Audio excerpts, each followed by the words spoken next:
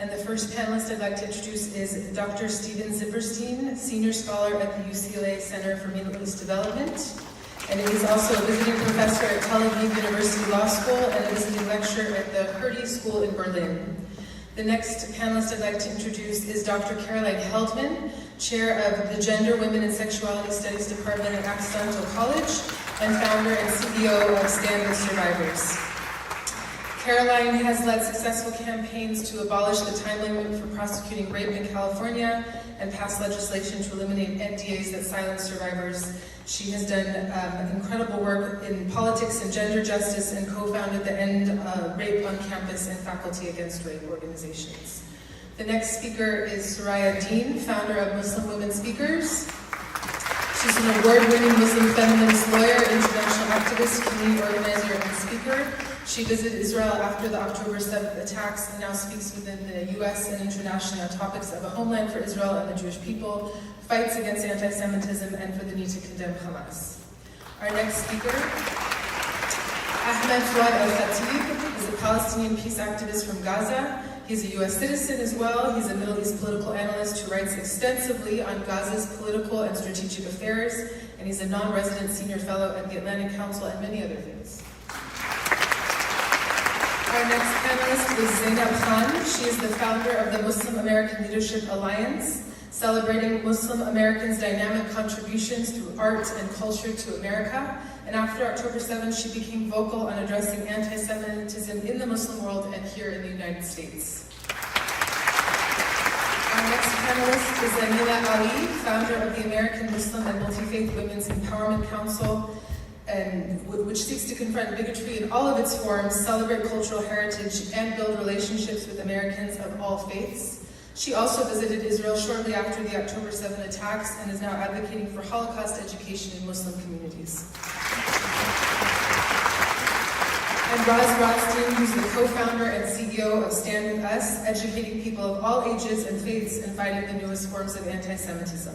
Forward magazine has twice named Roz one of the 50 most influential Jews in America, and in 2011 and again in 2016, the Jerusalem Post named her as one of the 50 most influential Jews in the world.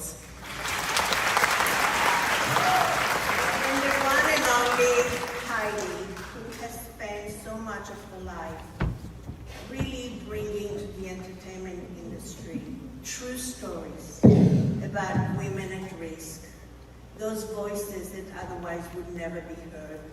I'm so proud of you, Heidi.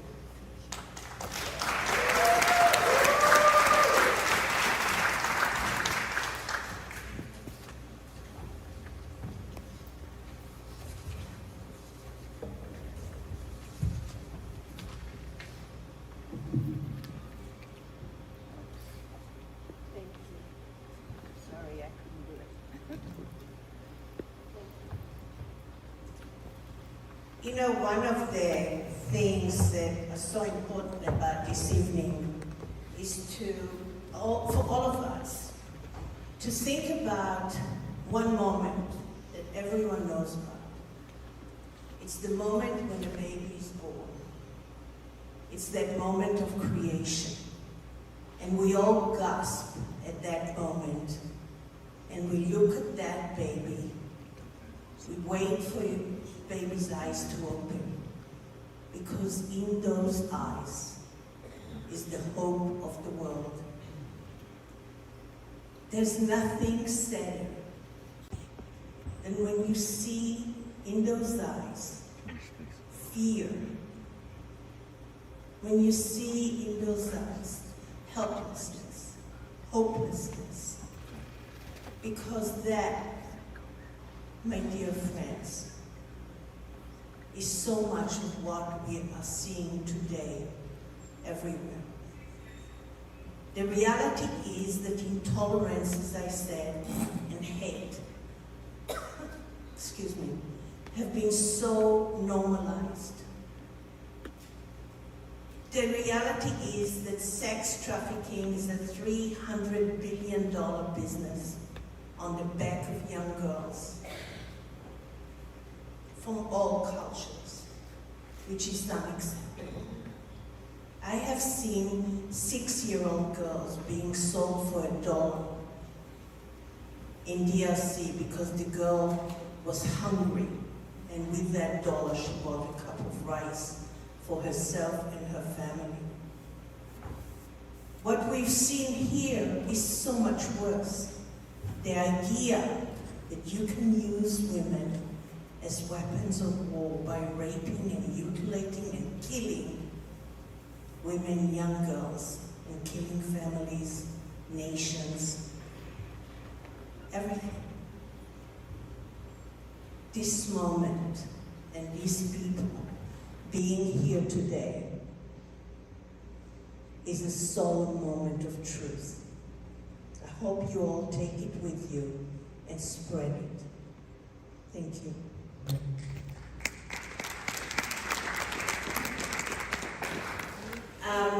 You know, my first question is to you, Ahmed. You have experienced horrific things in your life recently. Your entire family, 29 people, were killed in Gaza during the Israeli-Gaza war and with Hamas. And yet you decided to be so outspoken about the atrocities of October 7th. In your own words, please tell us about your journey here. Well, thanks again for having me, and I appreciate you recognizing earlier that it is incredibly difficult to be here, not just because of the challenges of trying to hold multiple truths and acknowledge the suffering of Israeli victims of October 7th, as I also hold space for my own family and my own people who are being killed as we speak in this horrendous war started by Hamas. I also want to be clear that I'm not here to talk politics. I do a lot of politics. You can go to my Twitter or whatever. I'm here to keep the focus on the victims of October 7th, specifically the Israeli women who were victimized and abused on October 7th. I was compelled to put myself out there after I saw what was unfolding. It was October 6th here in the United States, and I knew that Gaza, as we knew it, would cease to exist. I knew this would be a horrendous disaster of epic proportions for my folks and my family and people. I was also horrified by the dehumanization of Israeli victims on October 7th, the celebration of taking women and children as hostages and relegating that to a mere act of resistance. This idea that October 7th was entirely unavoidable and that it was only a consequence of policies that Israel committed. I maintained that it was entirely avoidable and that Hamas made choices that harmed Israelis and harmed the people of Gaza. And so the main message that I want to share and offer here, again, in the spirit of keeping the focus on Israeli victims and Israeli women who were abused and the hostages as well, is that it is entirely possible to hold multiple truths, to have a focus on empathy and shared humanity, not as a kumbaya, big picture, let's hold hands and have falafels and everything's going to be fine, but actually as a pragmatic evolution that's going to help us get past one of the most horrific episodes of the Israel and Palestine conflict. And so I can feel empathy for Israeli women, I can feel sadness and horror, I can talk to Israeli hostage families as I have, I can talk to former hostages, while I also am critical of the war and the killing of my family members, children as young as 3 and 4 months old, shredded to pieces, my aunt Zainab, my uncle Abdullah, all of my family members that I grew up with, my homes being destroyed. I don't have to exclude the suffering of Israeli victims. And it's easier said than done. It takes a daily commitment. It's hard. I'm being pulled in a bunch of different directions. People on the pro-Palestine side and people on the pro-Israel side, everybody's projecting onto me what I need to be saying, what I need to be doing. And I've decided that I'm going to speak my truth, leveraging my lived experience, my contacts and connections with the Jewish community, but also my contacts with my people and my family. And I want to just be one last thing clear. It's like I never claim to speak on behalf of the Palestinians. I speak for myself. I operate solo. I have a very unique lived experience.